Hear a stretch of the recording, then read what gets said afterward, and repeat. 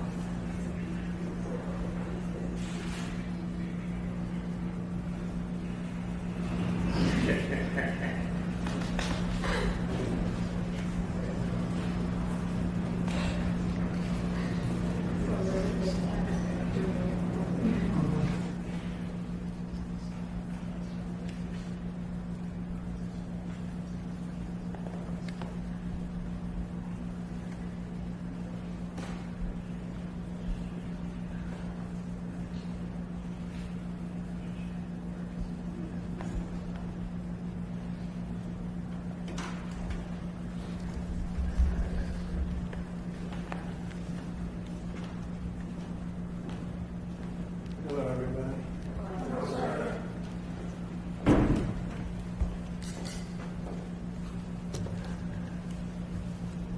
Beautiful. Wow, it's beautiful. It's the first renderings of what we're doing.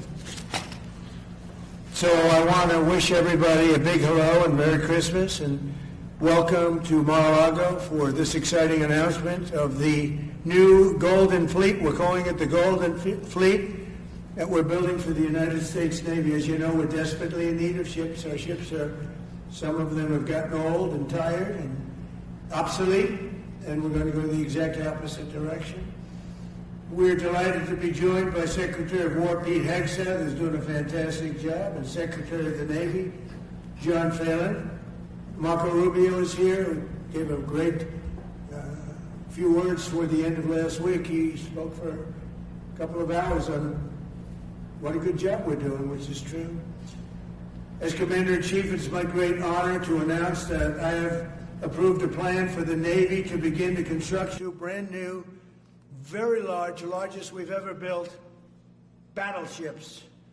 You know, you used to build the Iowa, the Missouri, the Wisconsin, the Alabama, many others. We had big battleships. These are bigger, but they will have 100 times they'll be 100 times the force, the power, and there's never been anything like these ships. These have been under design consideration for a long time, and it started with me in my first term, because I said, why aren't we doing battleships like we used to? And these are the best in the world. They'll be the fastest, the biggest, and by far 100 times more powerful than any battleship ever built. So if you look at the Iowa, the Missouri, Wisconsin, Alabama, and others, but they were similar in size, some a little bit bigger than the others, but if you take the biggest one, it's 100 times more powerful. They're longer by a little bit, but and they're bigger ships, but they hold much more. They use the word lethality. Battleships are the largest, sturdiest, and most heavily armed vessel built specifically for naval combat. While America has built many new warships over the years, they've tended to be smaller, much smaller, and not conducive to where we are and where we're going, and peace through strength. but including, we've been building aircraft carriers. We're going to be upping that also. We're going to be going to a superior aircraft. We have the Ford class. We're going to be upping that to a different class of aircraft carrier. And we haven't built a battleship since 1994. These cutting-edge vessels will be some of the most lethal surface warfare ships. They will be actually the most ever built other than our submarines. We have submarines which will have, in many ways, even more lethality, and we have many of them under construction. Each one of these will be the largest battleship in the history of our country, the largest battleship in the history of the world ever built. And again, it's 100 times more powerful than the previous Iowa class, it's called. Those are the big ones that you'd see on a show. Victory at Sea. I don't know if anyone's seen Victory at Sea, but it was a classic. They'll help maintain American military supremacy, revive the American shipbuilding industry, and inspire fear in America's enemies all over the world. We want respect. We're going to have it. We already have it. More respected now than we ever were. A year and a half ago, they laughed at us. Now they respect us again at levels that they've never respected us. We envision that these two ships, we're talking about 10, but we're going to start with 2, and we're going to quickly morph into 10. And ultimately, we think it's going to be anywhere from 20 to 25 of these. But we're starting with the first 2 immediately, and we're going to then be very quickly involved with, I think, we're going to do another 8. And then we're going to ultimately, and pretty quickly, have a total of about 20 to 25. We'll make that determination. We envision that these ships will be the first of a whole new class of battleships to be produced in the years to come. From Theodore Roosevelt, the Great White Fleet, you remember that, the Great White Fleet, to the legendary USS Missouri, whose massive guns helped win World War II. America's battleships have always been unmistakable symbols of national power. We stopped making them for whatever reason, I don't know. And I want to congratulate John Thalen, who is your secretary of the Navy. He came to me the first day we met. He talked about battleships, and I said, "You're absolutely on the right track." He said, "Why are we doing other things? We have missiles, which are much more expensive." By the way, these battleships have tremendous numbers of missiles, but they also have guns. And in many ways, guns can do the trick just as well as missiles at a tiny fraction of the cost. Once completed, these new 30 to 40,000 ton plus vessels will be the flagships of the American naval fleet, and there has never been anything built like them. And I just want to, be very clear that we're building them here. We're working with others, but we're building them here. We have great Navy yards.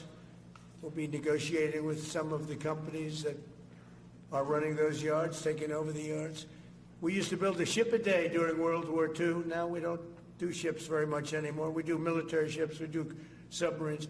By the way, we're 15 to 20 years advanced in our submarines over anybody else. That was one of the things that I did in my first term. We make the best submarines by far in the world. We're at least 15 years advanced ahead of anybody else in submarine development. Most powerful, that's right, the most powerful weapon anywhere in the world, undetectable. So the battleships are going to be armed just in terms of guns and missiles at the highest level.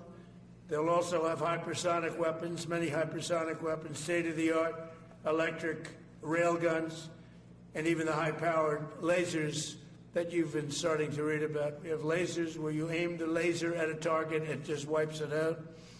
We're going to have, there'll be the most sophisticated lasers in the world, and the most sophisticated laser in the world will be on the battleships that we're building. They'll also carry the nuclear armed, sea-launched cruise missiles currently under development, which will be instituted pretty quickly, but they're under development, and they've proven to be extremely lethal. The U.S. Navy will lead the design of these ships along with me, because I'm a very aesthetic person, alongside our partners in American industry, and we're going to have Pete Hegseth and Marco and a lot of very talented people involved, but a lot of it's already been done. We've been doing this for months.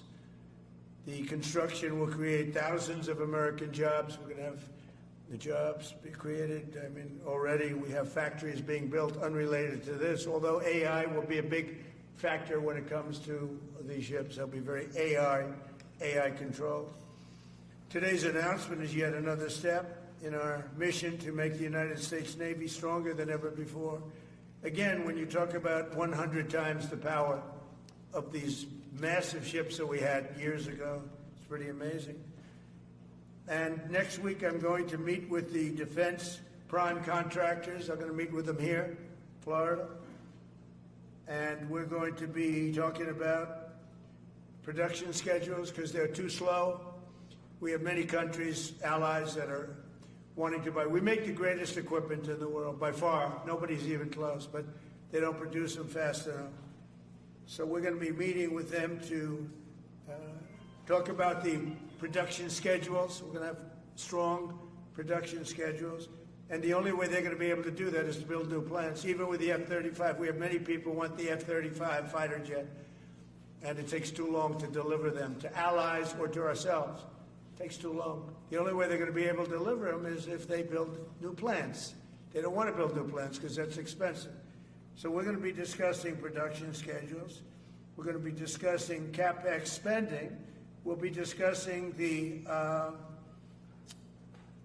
pay to executives where they're making $45 and $50 million a year and not being able to build quickly. They're going to make that kind of money. They have to build quickly. Again, we make the best equipment in the world, but they don't make them fast enough. And we're going to be also discussing dividends. We want the dividends to go into the creation of production facilities. So we'll be talking about all CapEx, dividends, and the pay. We're also going to be talking about buybacks. They spend so much money on buybacks. They want to buy back their stock. I don't want them to buy back their stock. I want them to put the money in plant and equipment so they can build these planes fast, rapidly, like immediately. I mean, I have sold more planes than any president by far, times probably 20. So every time I go someplace, I sell 100 planes. That includes commercial planes, Boeings, etc., but it also includes fighter jets. And I'm always having to say 5 years, 6 years, 7 years, helicopters, Apache helicopters, many years. India bought them. They want to get them. They don't want to wait a long time. So we don't want to have executives making $50 million a year, issuing big dividends to everybody, and also doing buybacks. And then they say, well, we don't have the money to build a plant. They got to build plants. Plants to make F-35s, plants to make helicopters, plants to make the F-47 new jet. And that's it. And that's what I'm going to be talking to them about. They're going to start spending money on building airplanes and ships and the things that we need, not in 10 years and 15 years. We need them now. And we're strong about it. Last week, the Navy announced a brand new class of frigate, and they're going to be working with the South Korean company. Hanwha, a good company, recently agreed to invest $5 billion in Philadelphia Naval Shipyard. We're opening up the Philadelphia Shipyard. Once a great yard. Now it was a long time ago decommissioned, but now it's reopening. Working with the Navy and working with private companies. The record-setting defense bill I signed last week authorized $26 billion to build new ships, including destroyers and various others. We already have a lot of submarines, as you know, under construction. We're building a lot of submarines. I tell you, to be exact, we have right now 15 submarines under construction or ready to start. And we have, again, the greatest submarine in the world with our technology, like they talk about chips. Well, I would say submarines are a bigger deal than chips. We're at least 15 years ahead of any other competitor. China, Russia, nobody can come close. We're also building right now 3 large aircraft carriers in addition to the ones we have. And we have, actually, interestingly, we have a lot of submarines. How many submarines do we have now altogether, approximately? Huh? What? Over 30. We have over 30. But these are the super duper subs, and there's nothing like them. So we're going to be doing from 12 to 15 brand new submarines. We have a couple of other things going on. We'll be building other elements of Navy. We'll be fixing up headquarters. We'll be fixing up places for our great sailors to live. And we're going to be working very hard with companies, but we're also going to be penalizing companies that aren't doing a good job. For instance, when they built the Ford, Gerald Ford, the cost overruns were ridiculous. That was done in Norfolk, Virginia. We're going to be talking about that with that company. The cost overruns were out of control. In World War II, the United States built upwards of 4 ships per day. Can you believe it? 4 ships a day, on average. And now they weren't all big warships, but there were ships, freighters, tankers. And it's a tragedy that we allowed this incredible capability to just go astray. We don't do that much anymore. We do build our warships, but that's about it. But that's a lot. We're going to restore America as a major shipbuilding power. We're going to ensure the USA is the most powerful fleet anywhere in the world, and long into the future, with battleships helping lead the way, and the submarines that, again, nobody competes with us on submarines. So I just want to thank everybody, and I'd like to ask Secretary Hegseth to say a few words, followed by the Secretary, but if you would, Secretary of the Navy. But Pete's doing a fantastic job. By the way, we have drugs are down 96.2% coming into the United States. 92.6 by sea. And soon we'll be starting the same program on land. The land is much easier. But every one of those boats that we knocked out saved 25,000 lives. So we saved 25,000 lives every time we knock out one of those boats with the drugs pouring in. And you just have to see it. I mean, people say, oh, gee, do you think it was really drugs? Well, just take a look. Bags all over the place. That's not fishing equipment. There's no fishing rods on those boats. They move fast. When you see a boat with 4 engines or 5 engines on, going 40, 50 miles an hour, well, they get hit. We save 25,000 lives every single time we knock out a boat. And it's over 96% stopped by sea. We're trying to figure out who the other 4% are, frankly. And we're going to have the same success, but even quicker, because it's much easier on land. If they want to come by land, they're going to end up having a big problem. They're going to get blown to pieces, because we don't want our people poisoned. 300,000 people died, probably last year 300,000. A lot of people say it was 200. Somebody said last night, it was only 175,000 people. That's like 3 stadiums, big football stadiums filled up with people died. But I think the real number is 300,000.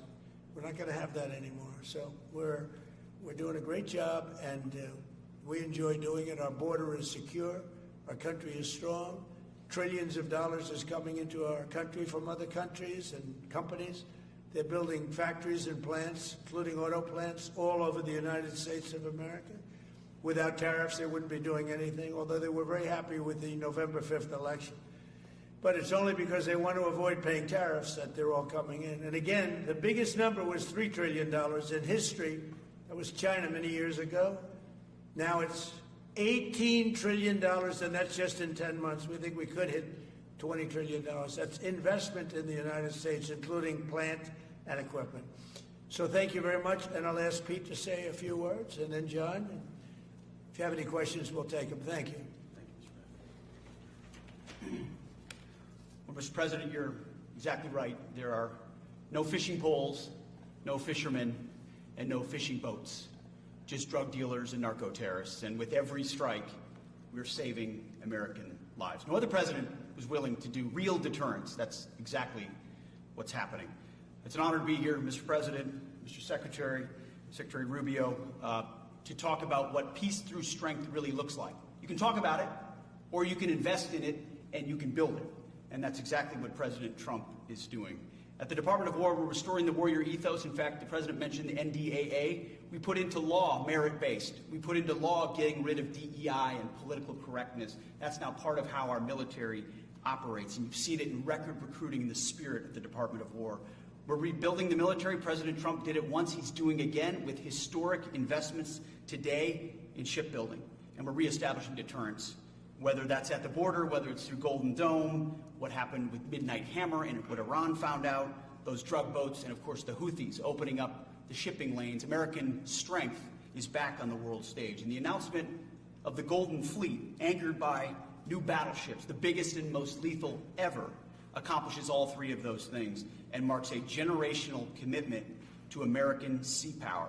Across the entire department, we are developing new operational concepts, deploying cutting-edge technologies, and making major investments, including in our Navy. This is happening in all domains, including space, as the President has talked about before anyone else. So it's the highest of domains and the lowest of domains under sea, and especially today in sea power, that always has to be decisive, has been in the history of America, and will continue to be under the leadership of President Trump. We will make sure that anything that flows from our country and with our allies flows freely and uncontested. New and better ships will provide that deterrent today and for generations to come. This new class, these new investments, will be the types of things that for decades, for centuries, the American people will look back and thank President Trump for having the vision and the willingness to invest right now in capabilities we need today, tomorrow, and long into the future. So, Mr. President, thank you for this investment, and I'll hand it over now to the Navy Secretary.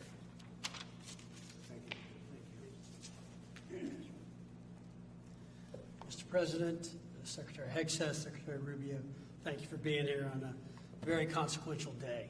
From my very first conversation with President Trump about serving as the Secretary of the Navy, he's talked about the great Iowa-class battleship and why America doesn't build ships anymore with that kind of offensive firepower that takes the fight to the enemy.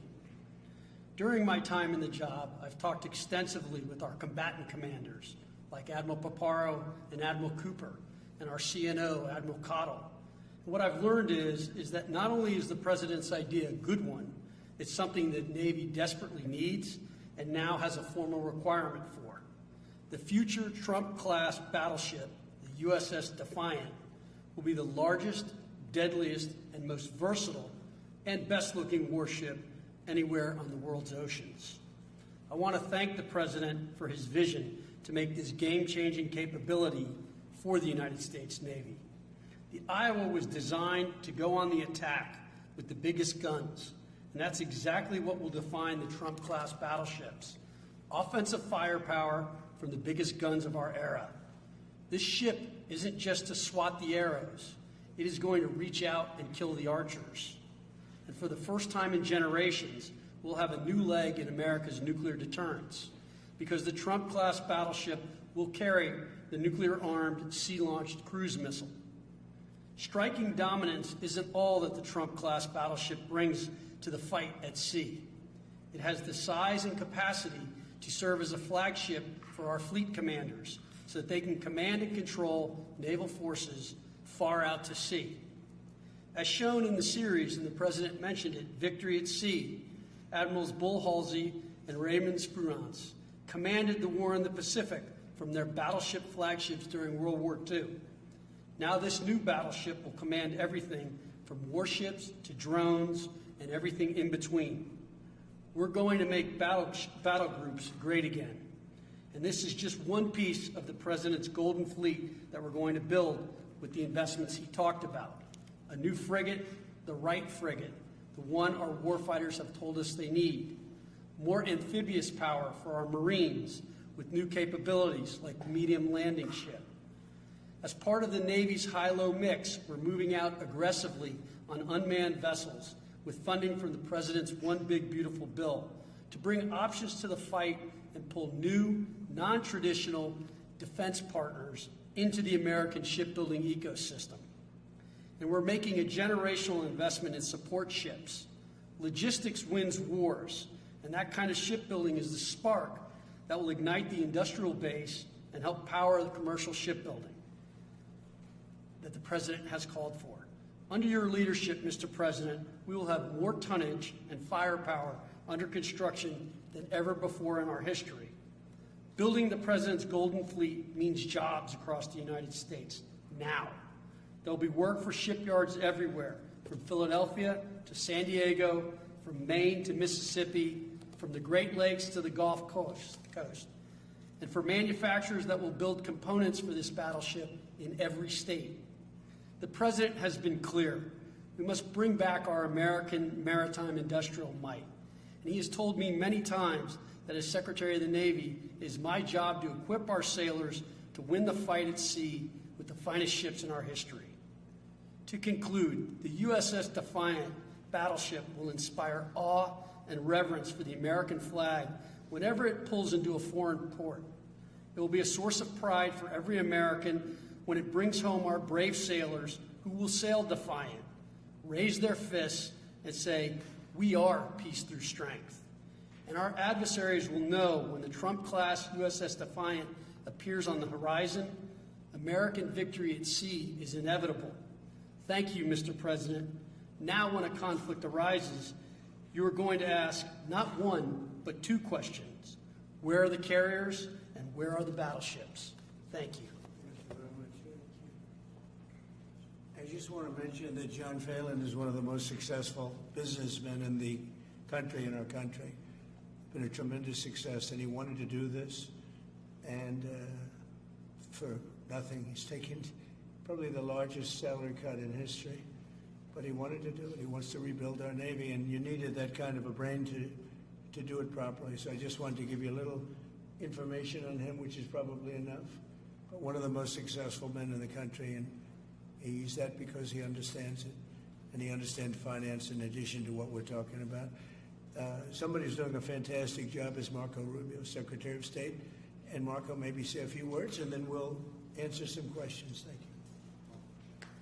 Thank you, Mr. President. And I don't have much to add. This is a phenomenal presentation. Thank you, Mr. President. This is American industrial power returning.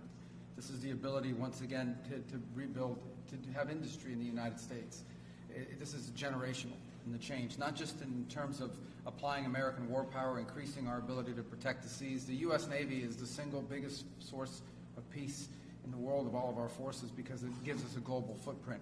But it rebuilds American industrial capacity. The ability to make things again in our country has been critical to what the President's agenda has been all about, and this is a tangible reminder of it. And I know the country's grateful for it, and generations of Americans will be grateful for it. So thank you. Thank you, Marco. By the way, I think I'd just like to point out that these ships are made of steel as opposed to aluminum. It's a big difference, as you know. Battleships, the great battleships, had 6- and 7-inch steel hulls, and these are going to be likewise made out of very powerful steel. Our steel industry is coming back very strongly, by the way. It's coming back at record numbers, and we're going to be using them for the steel, but as opposed to an aluminum side, which, in all fairness, is not the same. So, John, we're going with all steel, I understand. And that's going to be something that people are surprised, more expensive, but not even comparable in terms of the importance and the strength. Yeah, please. What's your timetable for these first two ships, and do you see them as a counter yeah, to China? We're going to start almost immediately, and we'll probably talking about 2.5 years. And in terms of the mission, do you see it as a counter to China? It's a counter to everybody. It's not China. We get along great with China. I have a great relationship with President Xi, and not China. It's just everybody. You don't know who comes along, but we just wanted peace through strength. Hopefully we never have to use them, but there will never be anything built like these. Think of it. Those battleships are incredible. These have 100 times the power. Think of that. I mean, and they were big and they were powerful. You know, I thought about taking some that are in dry dock and changing them, and then when I said that, you know, if we did, would be about, we could increase, if we doubled them, they'd be at like just a tiny fraction of what one of these was. This is the new technology, which is incredible. So we decided pretty early on not to do that. Yeah, please. Mr. President, Julio Rosas with Most Peaceful Media. You just referenced the lower amount of illegal drugs that are coming by sea, and you just said that you're going to start that same program on land soon. Are you just referring to Venezuela, or are you referring to other countries in Latin America? Anywhere drugs are pouring in, anywhere, not just Venezuela. Yes. Speaking of Venezuela, oil. What are we going to do with the oil that we have? Going to do with what? The oil that has been seized. The United States seized 1.9 million barrels of oil on December 10th. We're going to keep it. We're keeping it. Where's it? Are we going to sell it or put it in the strategic? Maybe we'll sell it. Maybe we'll keep it. Maybe we'll use it in the strategic reserves. We're keeping it. We're keeping the ships also. Yeah, please. About Venezuela, sir, have you spoken to American oil companies that have had their assets seized about what a post-Maduro Yes. Venezuela would mean for them, of what coming back and restarting all operations? the big ones, yeah. I have. Yeah, please. Why do you feel like this initiative was neglected for so many years, and does this come amidst the rising tensions between the U.S. and Venezuela? We're talking about with Venezuela? Yes. Well, you had a different kind of a president before me. They didn't mind being ripped off. They didn't mind being robbed. They didn't mind drugs pouring into our country. They didn't mind the jails of Venezuela and Trinidad being emptied into the U.S., where they take over Colorado and other places. I do mind. So you had a different kind of a president. I hope people are enjoying it, because we've never been respected more than we are now. Yeah, please. Thank you. Thank you, Mr. President. Were you surprised by the number of photos of Bill Clinton in the Epstein files? And can you commit to their By full... what? And were you surprised by the number of photos of Bill Clinton in the Epstein files? And can you commit to their full release by the end of the year? Some of the victims were protesting that too many of them were redacted. I know there are a lot of people that are angry about all of the pictures of other people, but I think it's terrible. Look, I like Bill Clinton. I've always gotten along with Bill Clinton. I've been nice to him. He's been nice to me. We've always gotten along. Respect him. I hate to see photos come out of him, but this is what the Democrats, mostly Democrats, and a couple of bad Republicans are asking for. So they give me their photos of me, too. Everybody was friendly with this guy, either friendly or not friendly, but he was around. He was all over Palm Beach and other places. The head of Harvard was his best friend, Larry Summers. And Bill Clinton was a friend of his, but everybody was. I actually threw him out of Mar-a-Lago. And as a person that was in Mar-a-Lago, I threw him out. Mar-a-Lago, this is Mar-a-Lago. It's the hottest place I think it's the hottest place in the world, but it's the hottest place in Florida. And everybody would come here. He'd come here. We actually threw him out. But no, I don't like the pictures of Bill Clinton being shown. I don't like the pictures of other people being shown. I think it's a terrible thing. I think Bill Clinton's a big boy. He can handle it. But you probably have pictures being exposed of other people that innocently met Jeffrey Epstein years ago, many years ago, and they're highly respected bankers and lawyers and others, and they'll end up, because of guys like Massey, who's a real lowlife, whose polls are down to about 9%, by the way, in the great state of Kentucky. If you look at Kentucky, Kentucky is such a great place, but I don't know, they've got a couple of people on there that are very strange in terms of leadership, but Massey's a loser, and he likes it, and then he works with the Democrats. He's just being used by the Democrats, because what this whole thing is with Epstein is a way of trying to deflect from the tremendous success that the Republican Party has. Like, for instance, today we're building the biggest ships in the world, most powerful ships in the world, and they're asking me questions about Jeffrey Epstein. I thought that was finished. I believe they gave over 100,000 pages of documents, and there's tremendous backlash. It's an interesting question, because a lot of people are very angry that pictures are being released of other people that really had nothing to do with Epstein, but they're in a picture with him because he was in a party, and you ruin a reputation of somebody. So a lot of people are very angry that this continues. A lot of Republicans are angry because of the fact that it's just used to deflect against a tremendous success. Look, we have $18 trillion coming into our country. We have, I believe, we're going to have the most successful economy in history. We inherited a mess. Now prices are coming way down. Gasoline is less than $2 in some states, $1.99, $1.97, $1.95 a gallon. $1.95. Think of that. A gallon. Nobody ever thought they'd see that. They don't want to talk about that. They want to talk about Epstein. And the problem is a lot of Democrats are being caught up in the web, like Larry Summers. Larry Summers was the head of Harvard. He's now been forced to resign from every board he's on, and he was thrown off the Harvard board. Now he was at Epstein's Island a lot. I wasn't. I never went there, by the way. But fortunately, it's nice. But I never went there. But a lot of people did go there. But instead of talking about the battleships, or instead of talking about most favored nations drugs, we're bringing down drug prices like at a level that has never even been thought of, by thousands. Think of it, by 1,000%, by 1,200, 1,300, 1,400% in some cases. A drug that sells for $10 in London is costing $130 in New York. We're bringing it down to $20, and they're going to go up to 20. So they're going from 10 to 20, which is a doubling. It's a doubling. That's a lot, but it's a doubling. But we're going down to 20. So we're going down, if you can do your own math, but it's 2,000%, 3,000%. It's pretty amazing. And you know, the New York Times had a story about it, a small story, way in the back of the paper. It's the single biggest thing to happen with respect to drugs probably in 50 years. It's never been anything like this. In my first term, I was able to get drug prices down 0.25%. It's the first time in 28 years that they went down. 0.25%. I was so proud of myself. Now we're doing them 2,000%, 1,500%, 1,200%. That pill that sold for $130 will now be selling, as an example, for $20, because the rest of the world took advantage of us. Without tariffs, I could have never done it. I called up the heads of the countries. As an example, France, I spoke to a very good man, President Macron of France, and I said, Emmanuel, you have to raise your drug prices. He said, no, we will not do that. I said, you have to. He said, no, I don't want to do that. Look, you're asking me if we go to $10 to $20, you're going to come way down to 20. We don't want to do that. Now, in all fairness, no other president even tried. But if they did try, there was actually a fake story in stupid USA Today. I didn't even think they'd make it anymore. I haven't. But I saw a story where Biden was trying to do this. Biden never tried to do it. Biden didn't know he was alive. He never tried to do it.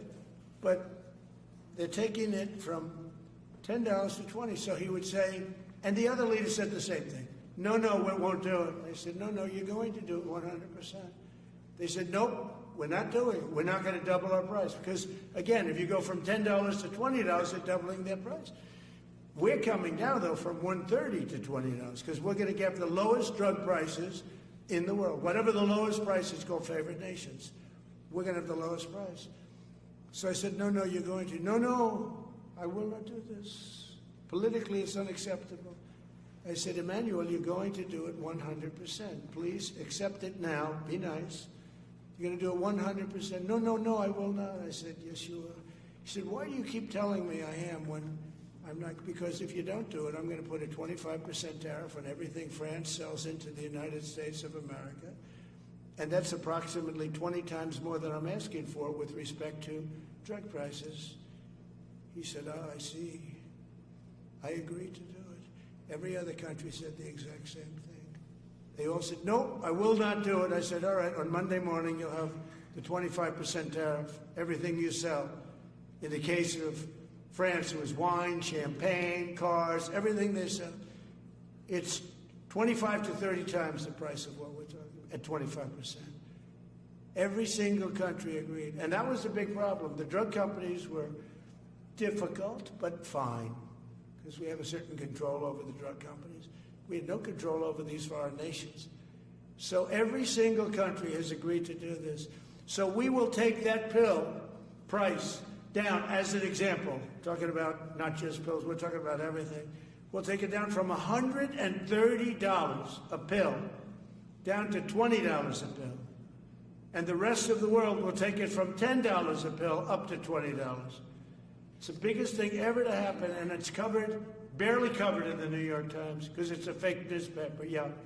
President, on On shipbuilding, how does the administration plan to ensure that there's sufficient workforce availability as you're producing these ships? Could you speak up? How does the administration plan to ensure there is sufficient workforce availability as you're producing these ships? We're going to have tremendous workforce availability.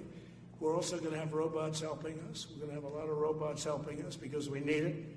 And because we're going to town, we're building a lot between the AI and the auto plants. So we're going to need robots. We're going to have robots, but that's going to help us. We're going to have a tremendous workforce, and in order to operate you're always going to need people. You know, you can have robots, but you're going to have to get somebody to start those robots, and you're going to have to improve the robots. But we're going to have robotic factories plus manpower. So we're going to have enough. We're going to need the help of robots and other forms of, I guess you could say, employment. We're going to be employing a lot of artificial things, but the beauty is we're going to have more jobs than we've ever had. Just so you know, a number came out the other day. We have more jobs right now in the United States.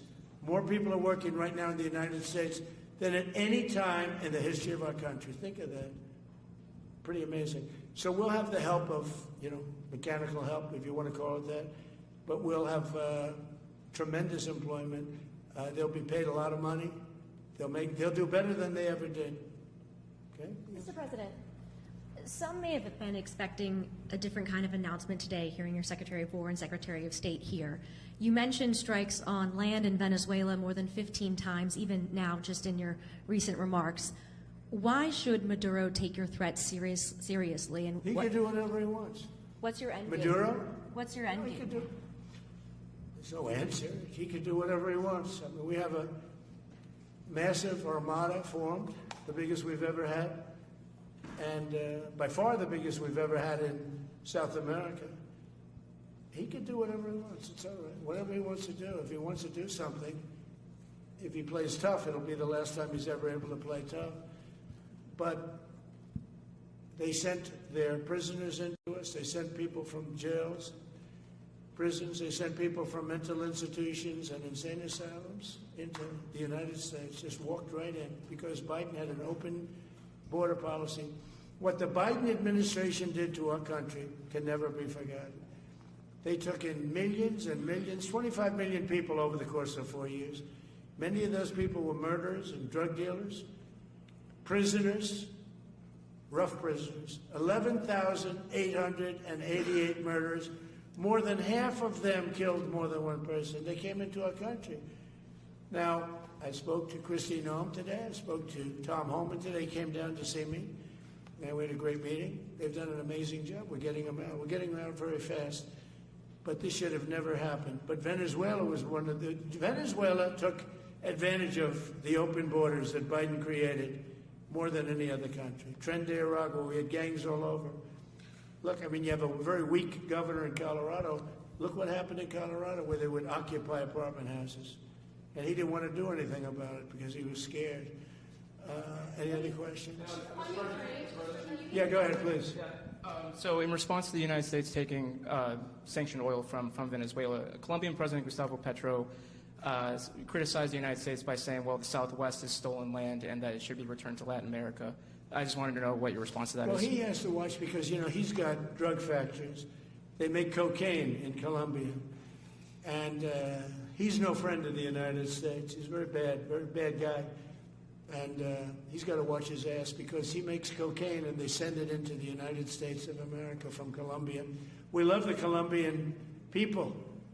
I love the Colombian people. They're great people, energetic, smart, great. But their new leader is a troublemaker. And he better watch it. He better close up those cocaine factories. They have at least 3 major cocaine factories. We know where they are. He better close them up fast, yeah. By the way, it's made and sold into the United States. Comes through Mexico. Thank you, sir. You've named Governor Landry to be new special envoy to Greenland. Yeah. What do you see that role entailing, and is it still your intention that Well, Greenland he called become me, part of and the U.S.? he viewed Louisiana, the Louisiana Purchase. He said, I'm governor of Louisiana. And he said, I didn't call him, he called me. He's very proactive. He's a great guy. He's a deal guy. He's a deal maker type guy. And we need it for national protection. We need Greenland for national protection. They have a very small population. And I don't know, they say Denmark, but Denmark has spent no money. They have no military protection. If they say that Denmark was there 300 years ago or something with a boat, well, we were there with boats too, I'm sure. So we'll have to work it all out. But he felt very strongly we need it for we need Greenland for national security. Not for minerals. We have so many sites for minerals and oil and everything. We have more oil than any other country in the world. We need Greenland for national security. And if you take a look at Greenland, you look up and down the coast, you have Russian and Chinese ships all over the place. We need it for national security. We have to have it. And he wanted to lead the charge. So we're making him, Marco, today, a special envoy to Greenland. Greenland's a big deal. Yeah. Can you give an update on the talks that took place this past weekend, and could a trilateral discussion of sort be the next step for Ukrainian, U.S., and Russian delegations? So the talks on Ukraine, Russia are going along. They lost, as you know, 27,000 soldiers last month, mostly soldiers, some people in Kiev, etc., but mostly soldiers. And the talks are going along. And I say that, there's tremendous hatred between these two leaders, between President Putin, President Zelensky, tremendous hatred, and I hope we can get it done. We are talking. Talks are going okay. But, I've solved 8 wars, and Thailand is starting to ship up. They started with Cambodia, they started up again. But I think, Marco, we have that in pretty good shape to have that stopped. So we stopped 8 wars, and I thought this would be in the middle of the pack, but maybe easy, but in the middle of the pack. But there's a lot of hatred between those two people, and when there's hatred, there's, But we stopped one war 38 years, one war 35 years, one war was going on for 32 years. And we stopped, think of it, we stopped a potential nuclear war between Pakistan and India. And the head of Pakistan, highly respected, general, he's a field marshal, and also the Prime Minister of Pakistan said, President Trump saved 10 million lives, maybe more, by getting that war. 8 planes were shot down. That war was starting to rage. And he actually said the other day that President Trump saved 10 million lives, maybe more. So we solved all these wars. The only one I haven't solved yet is Russia, Ukraine. Are you still pushing for the Christmas Day deadline with Russia and Ukraine? And have you spoken with Putin or Zelensky or plan to push the deal? I'll do whatever I have to do. I'd like to see it stop. Look, we don't lose any money on that war anymore. Biden gave $350 billion, and who knows what happened to it. We now sell missiles, planes, all of the best military equipment. We sell it to NATO.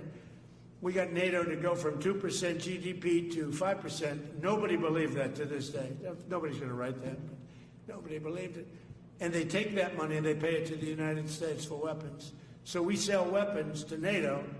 We sell full price. We sell weapons to NATO, and NATO takes those weapons and probably distributes them, but gives a lot of them to Ukraine. So we don't lose any money like we did with Biden. He was spending money like a fool. He was a fool. What he did to our country is so horrible. But he gave $350 billion between cash, gave a lot of cash, $350 between cash and weapons. You remember at the beginning of that whole thing, I gave them javelins. Javelins are the anti-tank busters. And President Obama at the time gave them sheets. I gave them javelins. They gave them sheets. But the bottom line is I think they're all tired of that war. Everyone's tired of that war. It's got to stop. Yeah, please. The U.S. was in active pursuit of a sanctioned oil tanker yesterday. Are you able to share what became of that tanker? Was the U.S. able to seize it? No, it's moving along, and we'll end up getting it. Yeah, we're actually pursuing it. Can you imagine?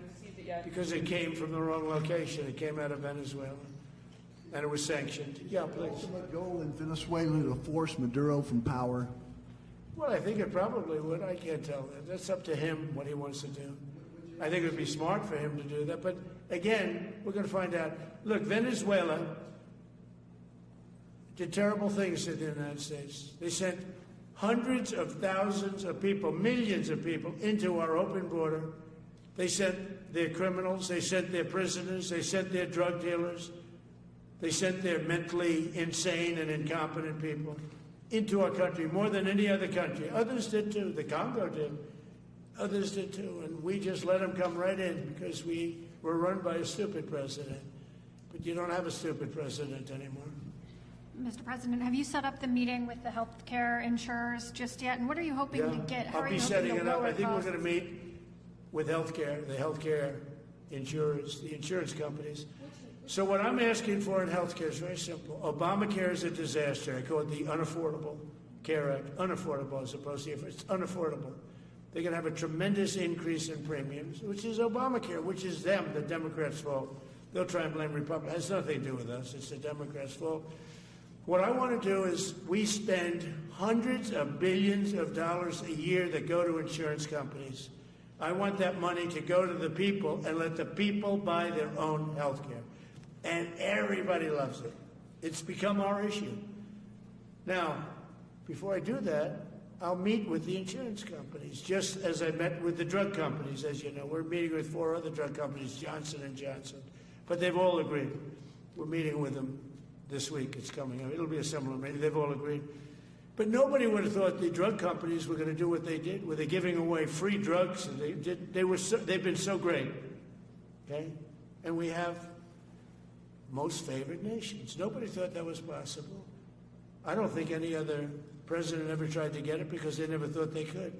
But with respect to the insurance companies, I want to meet. There's essentially 14 of them, 10 big, but there's a total of 14 pretty much, pretty big.